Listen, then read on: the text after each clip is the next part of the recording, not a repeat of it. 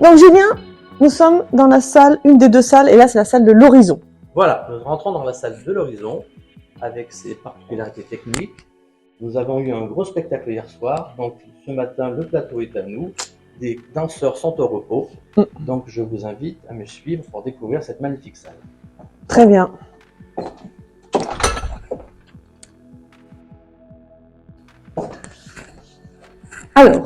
Alors nous allons rentrer dans la salle du côté, que l'on dit, du côté court. Voilà. Donc un petit rappel, aux alentours de 1770, la troupe de la Comédie Française était au Palais des Tuileries, dans la salle des machines, et le côté jardin donnait justement sur le jardin des Tuileries, et le côté cour donnait sur la cour du Louvre. Voilà. Avant 1770, avant la Révolution française, le côté jardin et le côté cour signifiaient le côté du roi et le côté de la reine. Je vous invite à me suivre. Mais on se situe droite par rapport au spectateur ou par rapport au... Alors quand on est dans la salle, quand nous sommes dans la salle et que nous regardons, Voilà. le côté jardin est à gauche, le côté cour. Très bien. Donc, je vous invite à vous avancer un petit peu. Ouais. Alors là, nous sommes là justement dans une salle moderne. Le théâtre a ouvert en 2020. Et vous constaterez que ce théâtre reprend les codes du théâtre du XVIIIe siècle, théâtre dit à l'italienne. Voilà. Qui reprend justement le principe de galerie et de fer à cheval, au sein duquel, dans les temps, en théâtre à l'italienne, il y avait des loges, parce qu'on venait au théâtre, on venait au théâtre pour se faire voir, pour être vu, pour regarder le spectacle. Pour critiquer. Voilà, donc là, il n'y a plus de loges, mais ce sont des passerelles techniques et des accès techniques essentiellement. Et nous sommes dans une salle, justement, de typologie scène-salle adossée fixe, ça veut dire que c'est un gradin frontal qui ne bouge pas. Ouais. Et nous accueillons 868 personnes dans cette salle-là. Très bien. Et l'avantage, c'est que même si tu as un grand devant toi, eh ben, tu peux quand même voir le spectacle. Voilà.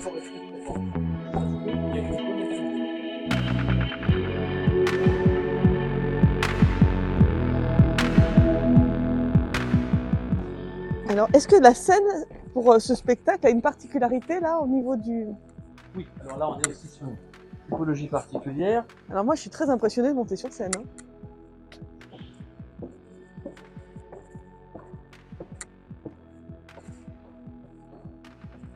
Voilà, donc on est sur une scène assez exceptionnelle parce qu'elle a des dimensions exceptionnelles cette scène-là. Voilà.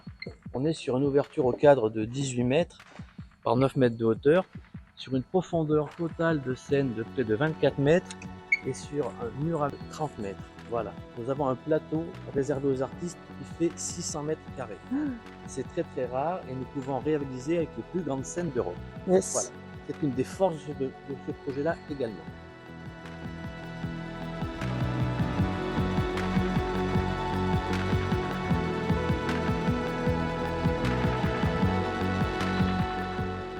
Alors là je suis quand même impressionnée quand on regarde le plafond. Il y a plein de niveaux, on a l'impression qu'on va se faire couper la tête par des espèces de tranches, voilà, donc de lames. C'est quoi? De notre place, nous découvrons ce que nous appelons les cintres. Voilà. Ah, c'est ça, les cintres. Le cintre, c'est ça, c'est l'équipement technique de la cage de scène.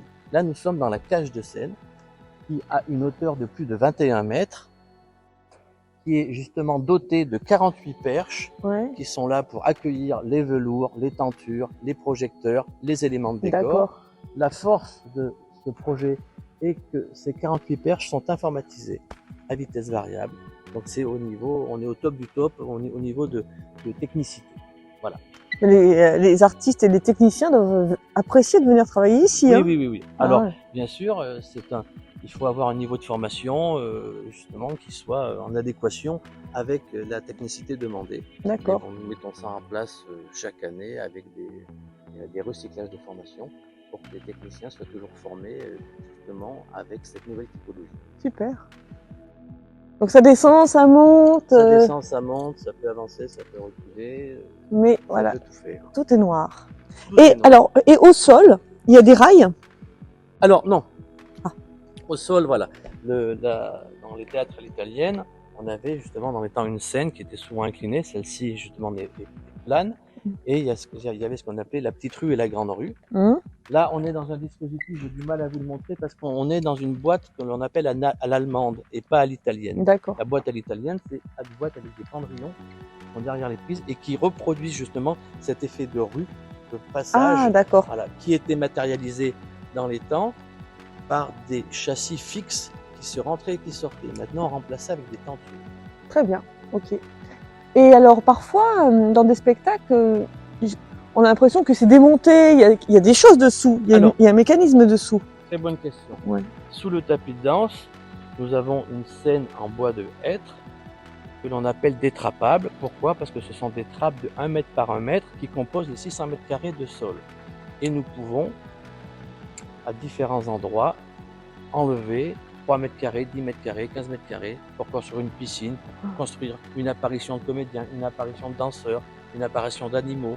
Ouais. On peut tout faire. T'as déjà fait l'animaux? J'ai déjà fait une fois, mais pas ici. Ah ouais, d'accord.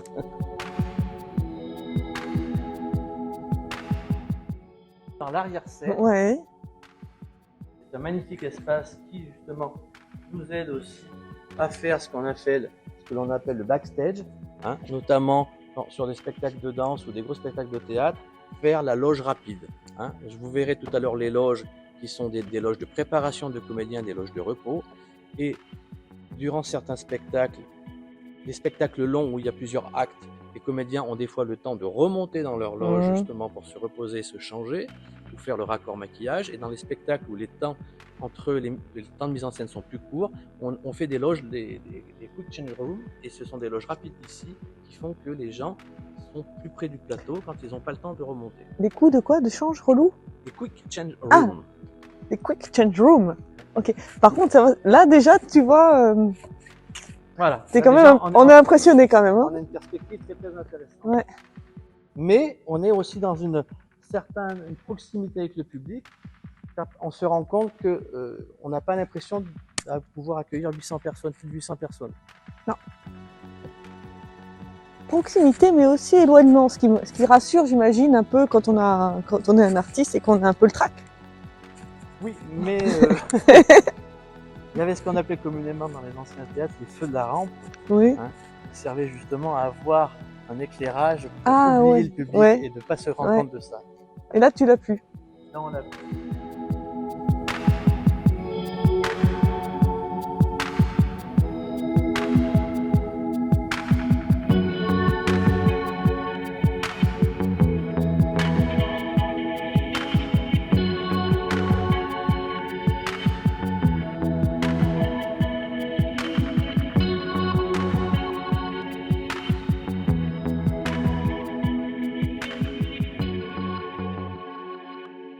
Alors voilà, là, nous sommes maintenant dans la salle des possibles, qui n'est pas du tout justement la même typologie de salle que la salle de l'horizon. Nous sommes dans ce qu'on appelle là un espace scène-salle intégrée. Voilà, ce qui veut dire que le public est au cœur du plateau via un gradin qui est justement déplaçable et démontable, qui peut être frontal, bifrontal et trifrontal, ou pas de gradin du tout. On accueille de 336 personnes à 1254 personnes au sein de cet espace-là, sur un plateau qui reprend les dimensions du plateau de la salle de l'horizon. Ah, okay. Ça, c'est une force. Le plateau. Le plateau. 600 mètres carrés de plateau, 30 mètres par 20. Si tu connais la Maison de la Culture et que tu es là, cette scène-là est plus grande que la scène de la Maison de la Culture. On n'a pas l'impression de cela. Donc, si on parle de genèse d'un spectacle, on peut envisager de faire une première partie de création du spectacle dans cette salle-là et ensuite migrer sur l'autre plateau pour finaliser la création lumière. Et justement, en gestion de planning, là aussi, ça nous donne de la fluidité. La force de ce projet-là est l'arrivée par de la lumière naturelle sur le plateau pour le bien-être des techniciens et des danseurs et des acteurs en répétition durant certaines phases naturellement. Bien sûr. Mais alors, oui, c'est pas...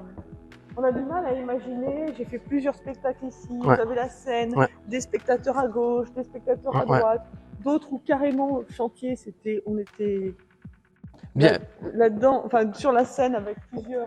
ce qui se passe, voilà. On était immergés, Ça, C'est une salle qui est justement plus dédiée à la création contemporaine. Oui. Également, on a des entrées de comédiens, on peut faire des entrées publiques et comédiens Ouais. aux 4 angles de la salle.